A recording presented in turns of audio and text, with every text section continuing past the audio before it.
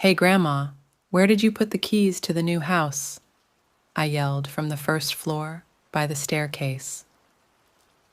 "I, er, hung them up in the kitchen, sweetie, on the little rack next to the refrigerator," she answered doubtfully from the upstairs bedroom. "I have already looked there and they weren't there.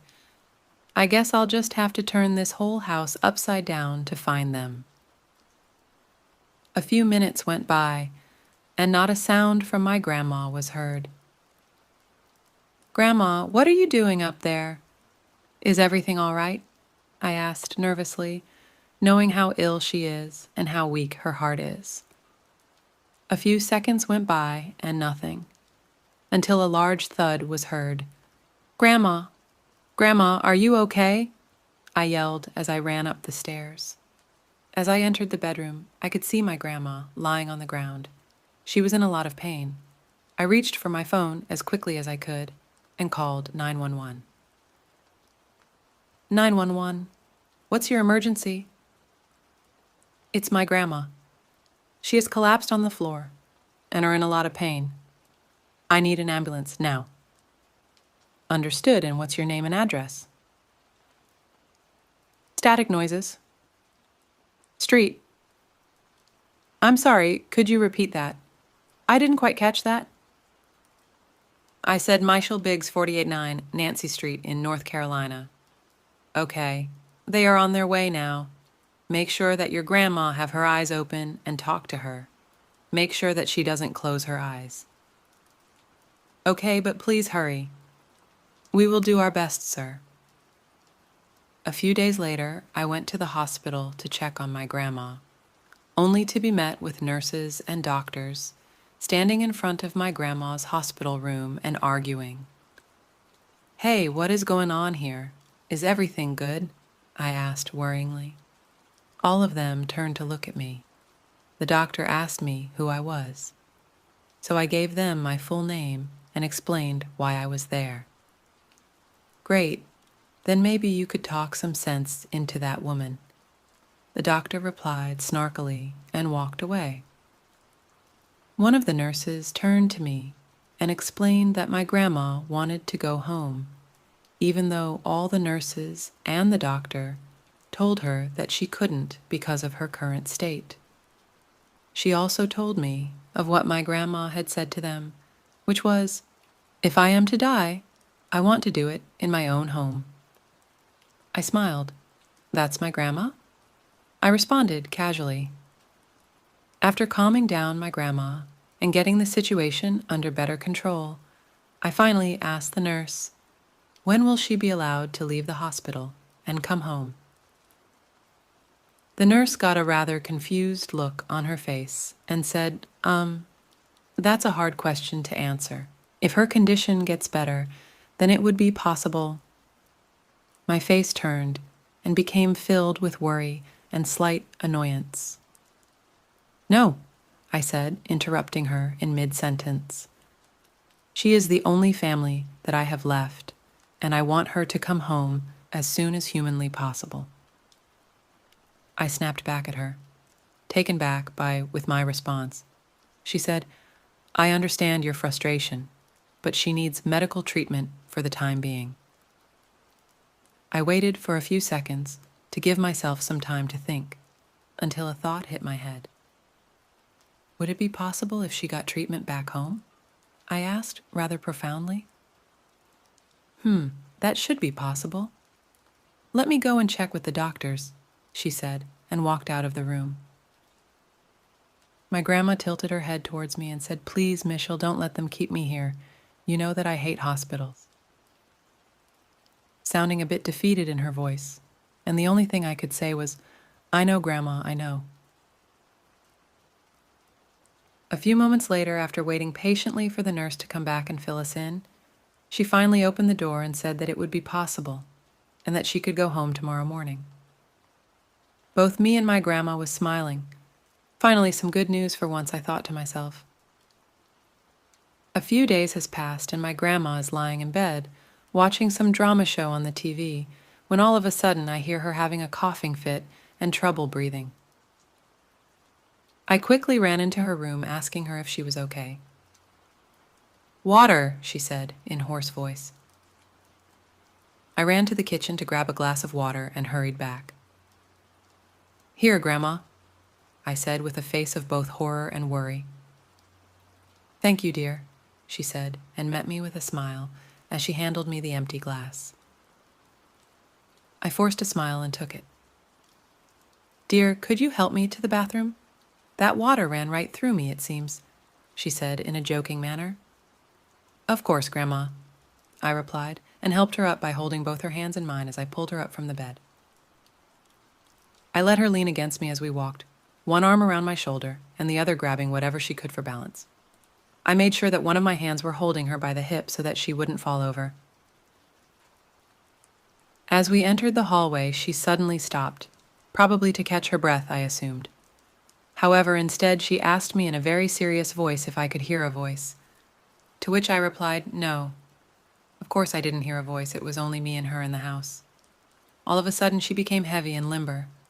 "Grandma! Hey, Grandma, what's wrong?" But she wasn't responding or moving at all. Fear and panic gripped my heart. An adrenaline rush ran through my entire body, and my thoughts became nothing but irrational and incoherent. I just stood there frozen in time, in what felt like hours, until I finally laid her body down on the floor and picked up my phone and called the number the nurses had provided for us in an emergency. A few weeks has passed since my grandma died, and I'm going to therapy. I keep having horrible nightmares and waking up in a cold sweat, and every time I wake up from my nightmares, I can't shake the feeling that someone or something was watching me sleep. It's difficult to describe. Now I have sleep medication, and while they help a bit, they don't seem to be strong enough to keep me asleep, especially when the nightmares hit, because I know that when I wake up, I will have that incredible uneasiness feeling permeating throughout my body. A feeling so strong that I almost feel nauseated. My therapists say that it could be a conduct that resonates from stress, worry, and anxiety, but I feel like it is more than that. A fear thicker than bone and runs deeper than blood is how I would describe it. I never was one to believe in superstition, but those dreams are so vivid and real. It's almost like being connected to another human being from the beyond. I constantly ask my therapist if I'm crazy, but he always tells me that he doesn't like to use that word. Instead, he opts to call it mentally unwell. Which I will agree sounds better, but it doesn't feel descriptive or right to me. Maybe the lack of sleep and stress are getting to me more and more, and my rational thinking is slowly declining as a result. A month has passed since my grandma passed away, and while I sit on the couch in my living room with the TV on watching the same sappy drama show that my grandma liked, I started thinking about what the doctors said about my grandma, that her body was ice cold when they finally got to her, and that her blood had already coagulated, which they told me wasn't possible in such a short time span. They also told me that her eyes had rolled to the back of her head, or so they thought. Turns out that her eyes had gone completely white, pupils and everything. I started thinking of what was really going on with my grandma.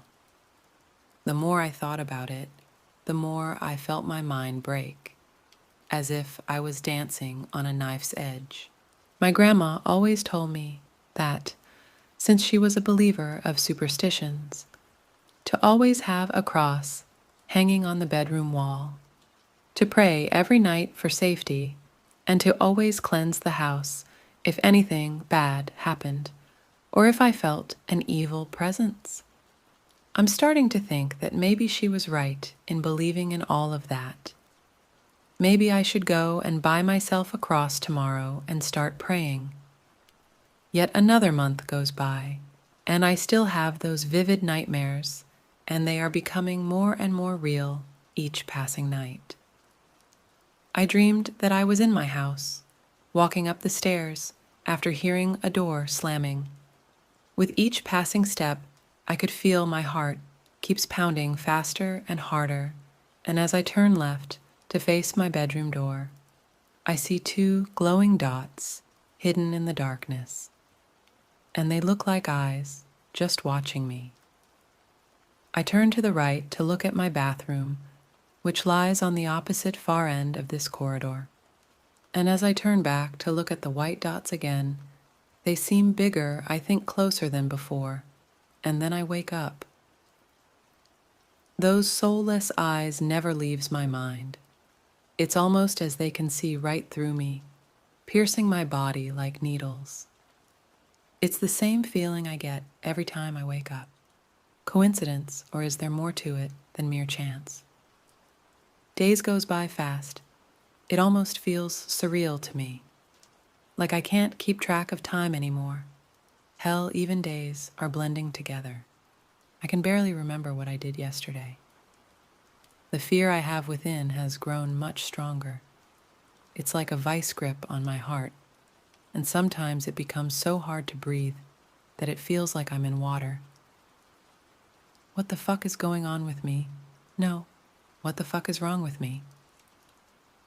Everything is going to hell after my grandma passed away. This isn't normal behavior. Sure, you can become sad, depressed even, because a family member just died. But this isn't normal. It can't be.